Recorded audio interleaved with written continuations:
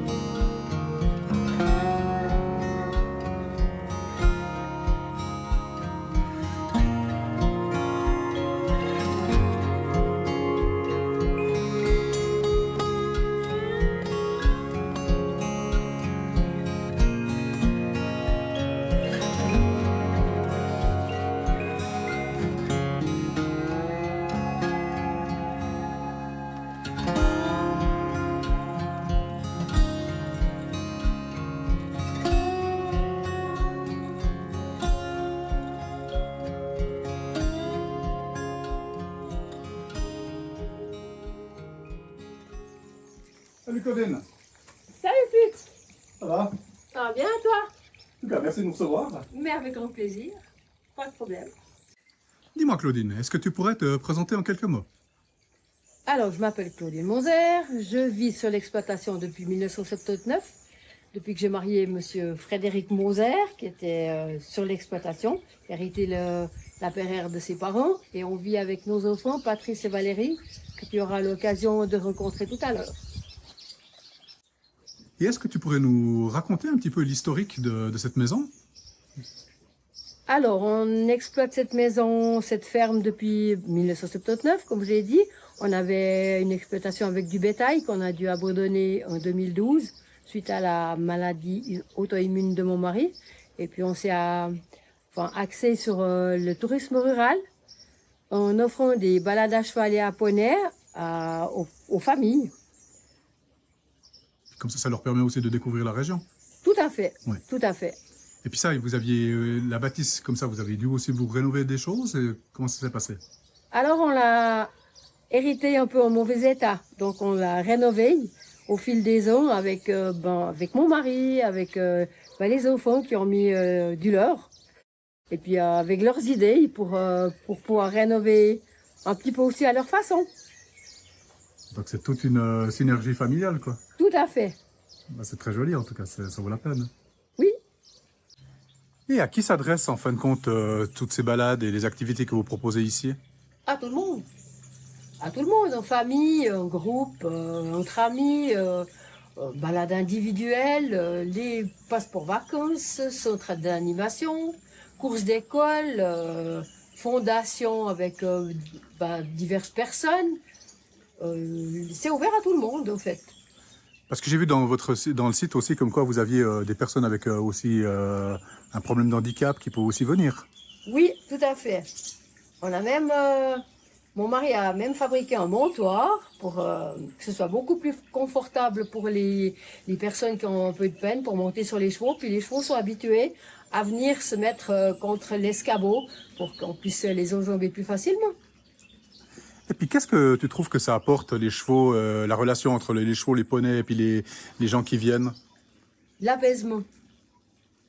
L'apaisement, même s'il y a des personnes qui sont un peu, comment on dit, Hyperactive? un peu hyperactives, elles sont beaucoup plus calmes. On a même des enfants qui se sont endormis sur les poneys pendant la balade, alors que les parents pensaient qu'ils étaient hyperactifs. Ah, c'est chouette, c'est des belles expériences alors. Oui, Et puis dans les balades que vous proposez, j'ai vu que c'était soit des balades d'une heure, de 2 heures, etc. C'est quoi en gros? Qu'est-ce que tu peux nous dire un peu pour donner l'envie aux gens de venir faire cette expérience? alors on a des balades d'une demi-heure organisées pour les enfants dans la forêt en face, donc c'est toujours des balades en pleine nature. Il y a des balades d'une heure, des balades de 2 heures, ben, pour les débutants, pour les cavaliers confirmés. On a des jolis circuits où on peut galoper, même si par hasard il pleut beaucoup et puis on a des chemins détrempés, mais on a des chemins où on peut galoper par tous les temps parce qu'ils sont stabilisés. Et puis si votre domaine, ça correspond à combien d'hectares? Alors c'est petit, 15 hectares, et puis on a 20 chevaux et poneys. Il y a une dizaine de chevaux pour les balades, il y a 5 poneys, et puis on a aussi des chevaux de concours. Par contre, ceux-ci sont pas trop recommandés pour la balade tranquille. Voilà. Ouais, j'imagine, je pense que là, il faut plutôt être bon cavalier. Bon cavalier, et puis les chevaux qui tournent en concours actuellement, ils sont pas mis à la balade pour être loués. Par contre, les anciens chevaux de concours à Valérie, alors eux, oui, ils sont reconditionnés pour la balade. Il n'y a pas de souci. Par rapport aux gens qui font des balades chez vous, est-ce que tu as eu des retours de leur part? Oui. Alors déjà le calme, la sérénité, et puis le contact avec la nature, bah, la belle nature qu'on a autour de nous. Et puis pour tenir un domaine comme ça, je pense que c'est pas forcément évident avec tous ces chevaux, etc. Comment ça se passe? Ah oui, alors effectivement, il y a du job, comme on dit. On est 3 pour s'occuper des chevaux. Euh, Patrice, lui, son domaine, c'est plutôt la cuisine, le jardin, les fruits et légumes. Et puis, il a son atelier-galerie. Il fait de la sculpture, de la peinture. Et puis, il fait on peut dire ça, de la sculpture recyclée avec des vieilles machines agricoles qui reprend des pièces pour faire des sculptures. Il les va pas mal quand on voit ce qui sort de ses mains. Et puis vous, alors c'est tout ce qui est au niveau plutôt équestre, les chevaux, etc. en fait. Oui, alors tout ce qui est domaine, c'est pour les écuries, c'est nous 3. Et puis alors pendant les gros travaux, Patrice donne un gros coup de main pour les foins, tout ce qui est récolte. Voilà, on est complémentaires. Ben, une jolie synergie. Oui, tout à fait.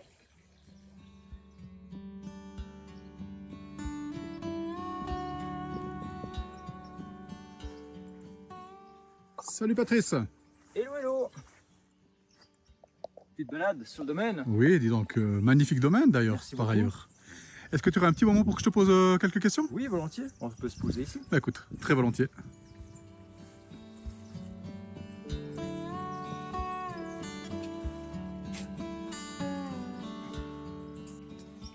Ce que je voulais te demander, quel est ton rôle en fait par rapport à ce domaine?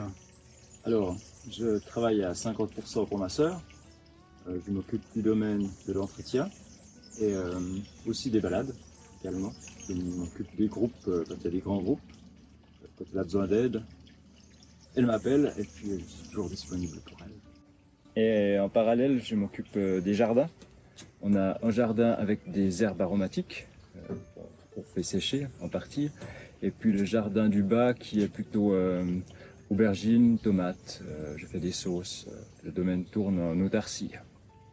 C'est intéressant aussi de produire et de se nourrir avec nos légumes. Et puis tout ce qui est au niveau des jardins? Oui, alors je m'occupe de l'entretien du domaine, tout ce qui est pelouse et le côté esthétique, on va dire. J'ai un petit peu de temps et puis j'étais horticulteur à la base, donc je garde comme ça une trace de mon métier d'origine, on va dire. Parce qu'en tout cas, d'après ce que j'ai pu voir, ils sont vraiment magnifiques, quoi, en fait. Oui, on me dit souvent. Ça fait plaisir aussi. Je le fais par plaisir, mais c'est vrai que si les autres en ont aussi, en le regardant ou en se promenant, c'est bénéfique pour tout le monde. Et est-ce que tu peux nous faire un petit peu visiter ces petites merveilles? Oui, on peut faire le tour, pas de souci. Et puis je te ferai visiter aussi l'atelier qui est juste au-dessus du jardin. Bah, écoute, très volontiers. Alors écoute, je te suis.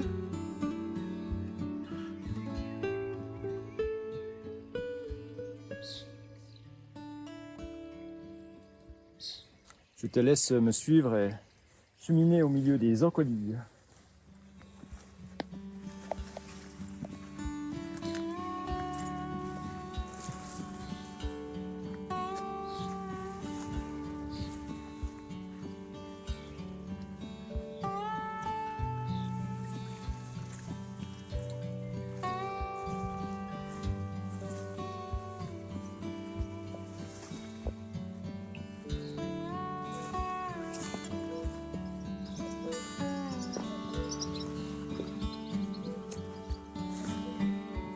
Je te présente François.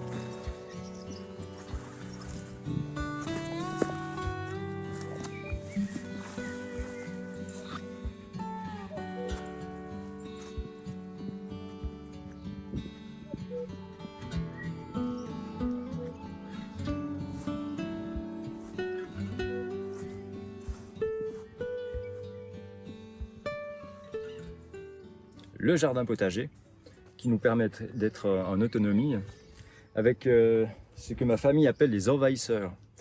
Parce que les plantons, je les fais à l'intérieur. Donc je fais tous mes plantons moi-même, donc les semis, etc. Donc à un moment donné, l'étage du bas de la maison déborde de plantons. Il y a plus de 300 tomates, je fais encore quelques-uns pour les amis de plants. Et puis les aubergines, les poivrons, les piments. Et, donc ce sont les envahisseurs qui ont été libérés maintenant dans le jardin. Alors je te propose maintenant de passer au jardin qui est plutôt plantes provençales et médicinales.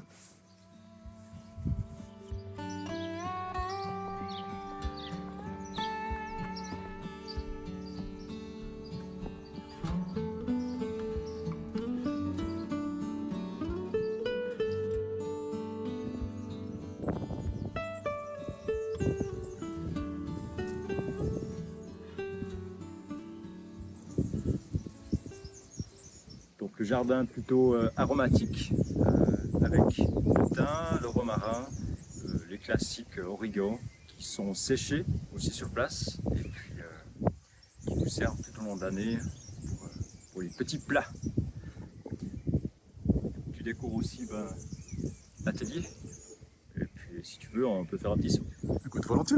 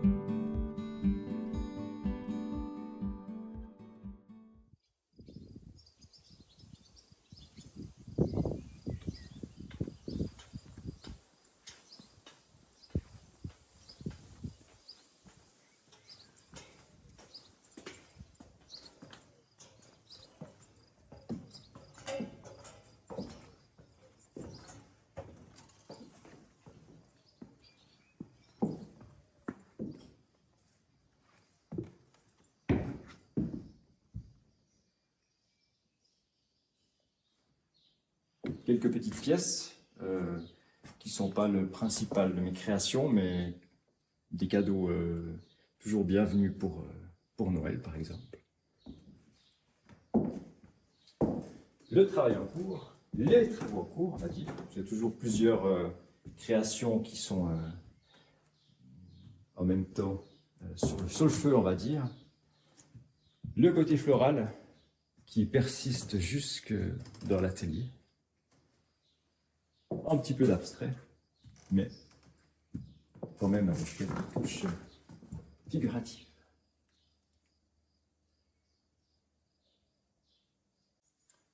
Une œuvre en collaboration avec W Couture, qui est de la toile de peintre, qui est à la base utilisée sur un châssis, mais qui a été cousue sous forme de robe, et qui est fournie toujours avec la petite cravate pour monsieur, pour la petite touche masculine.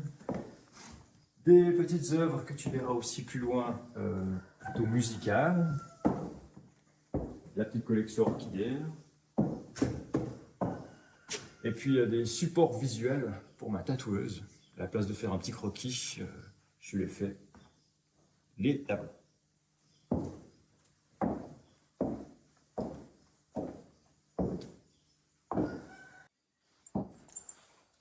Alors je travaille également la pierre. Ici on a quelques petites pièces en marbre, mais le côté plus intéressant pour moi, c'est de travailler les pierres de la région, puisqu'on les trouve un petit peu en se baladant à cheval, on les repère comme ça. Donc ici, on a un petit peu d'abstrait. Le côté floral, avec l'orchidée, et des choses un peu plus excentriques, comme la chaussure, avec les touches en cuivre. Une partie de la série des danseuses, avec le mouvement. C'est assez brut, un petit peu abstrait.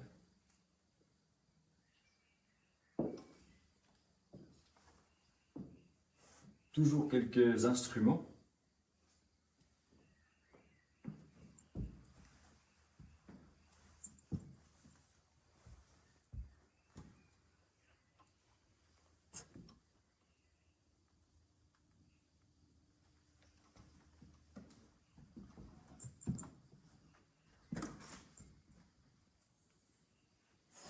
Avec encore des guitares.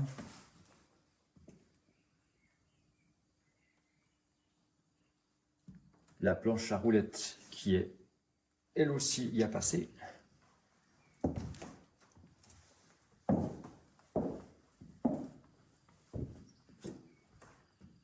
Une de mes dernières œuvres. Alors ce sont des petits tableaux qui peuvent être achetés ensemble ou séparément, et qui peuvent être également posés sur une bibliothèque, par exemple, comme une petite statue. En fendant le bois, pour le bois de feu, je garde les pièces qui ont le plus de détails, je les retravaille un petit peu avec le ciseau à bois, et puis j'en fais des petits tableaux. Donc c'est une contrainte, à chaque fois de se retrouver avec la pièce devant soi, contrairement au marbre où il faut sortir la pièce. Ici, on a déjà tout qui est fait. Il faut juste retrouver les lignes et puis les sublimer légèrement avec du métal.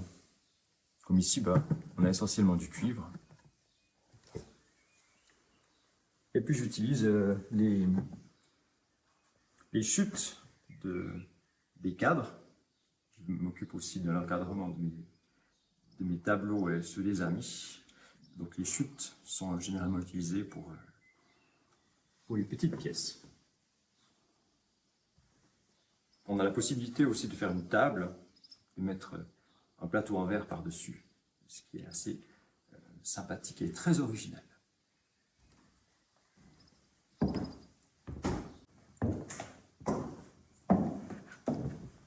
Et puis encore une question. Oui. D'où te vient ton inspiration? Elle est toujours sous mes yeux, jamais très loin.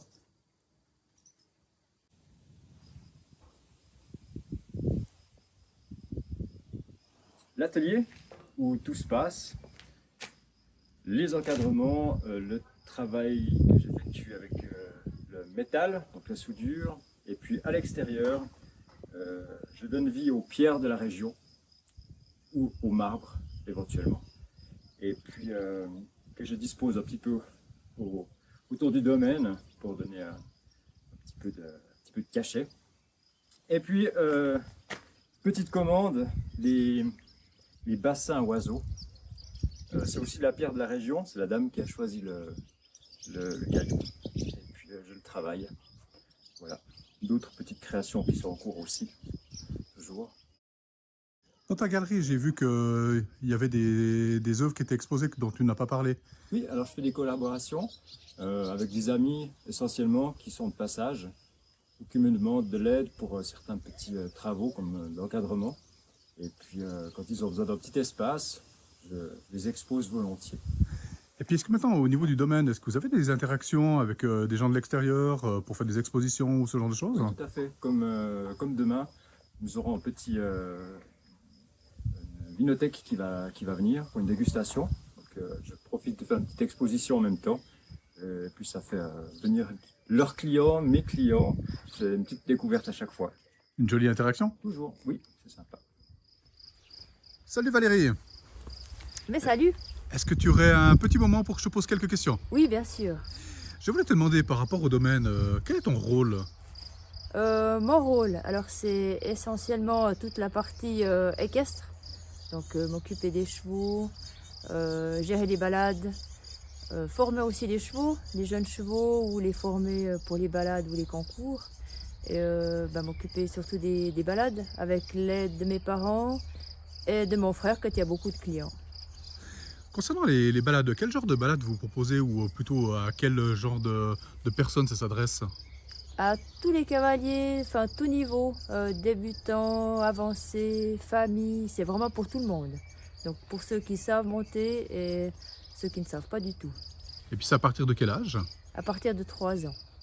Donc les petits de 3 ans, on a des petits poneys, comme on peut voir dans le parc.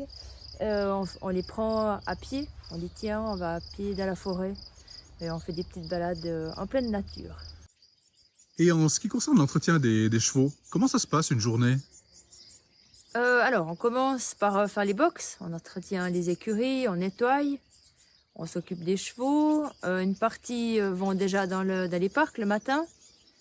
Ensuite, je monte souvent un cheval ou deux le matin au carré de sable. J'ai des chevaux de concours, donc je les travaille un petit peu. Ou des jeunes chevaux en formation. Ensuite, l'après-midi, c'est souvent les balades avec les gens qui viennent faire des tours à poney ou à cheval. Et le soir, soit je remonte des chevaux au paddock. Et après, ils retournent au parc, vu qu'il y a de l'herbe, ils profitent un petit peu d'aller manger dehors. Et puis est-ce que les chevaux sont un petit peu comme les humains, c'est-à-dire qu'il y en a certains que vous ne pouvez pas mettre ensemble, vous devez les séparer ou... Exactement. Il y a des petits groupes de 4 ou 5 et les chevaux de concours sont souvent seuls. Ils ont un peu plus de caractère, puis ils aiment pas tous être entourés de plein d'autres chevaux. Donc on les sépare, mais ils ont toujours des copains l'un à côté de l'autre, mais séparés. Au niveau différenciation entre le cheval et le poney par rapport à l'humain, quel est-il? Je pense que le poney a un peu plus de caractère. Le cheval est un peu plus docile, le poney est un peu plus têtu, mais c'est un petit peu du même sinon. D'accord. En tout cas, merci beaucoup. Mais de rien. Afin de clore ce reportage, je voulais encore vous demander, pour les personnes qui seraient intéressées par vos différentes activités, quelles sont les démarches qu'elles doivent effectuer? Vous pouvez aller sur le site internet de la ferme, pereire.ch, et puis tout est expliqué, les tarifs, les réservations, comment s'y prendre, le numéro de téléphone. C'est assez bien fait. Est-ce qu'il faut se prendre longtemps à l'avance ou bien? Alors quand il fait beau, quelques jours à l'avance, c'est préférable, en tout cas 48 heures, pour être sûr d'avoir de la place, même si vous êtes une grande famille, il faut aussi prendre une semaine à l'avance. Autrement, il y a toujours une petite place si vous êtes seul pour vous caser dans un groupe. Si vous deviez résumer ce que représente ce lieu pour vous, qu'est-ce que vous diriez? je pense que c'est un cadre de vie idéal. Et c'est quand même un luxe de vivre dans un endroit aussi sympathique, hors du stress des villes. Mais qu'est-ce que je vous comprends. En tout cas, je tiens à vous remercier infiniment pour votre chaleureux accueil Merci à toi. et puis pour nous avoir présenté ce magnifique domaine ainsi que vos activités. Je vous souhaite une bonne continuation, puis j'espère à tout bientôt. Bonne route à toi. Alors, Merci beaucoup. merci À une beaucoup. prochaine. Merci beaucoup. Au revoir.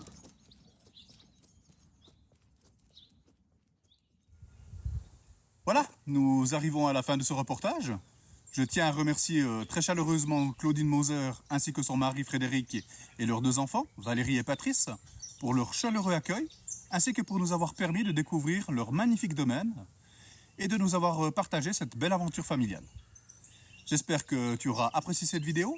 Si c'est le cas, n'oublie pas de la liker, de la partager au plus grand nombre, de t'abonner, de nous laisser des commentaires. Tout ceci contribue à renforcer la visibilité de la chaîne et on en a besoin. Par ailleurs, je te rappelle que tu peux te rendre sur notre site internet www.regioneterroir.com. Tu y trouveras d'autres informations complémentaires aux vidéos que l'on réalise.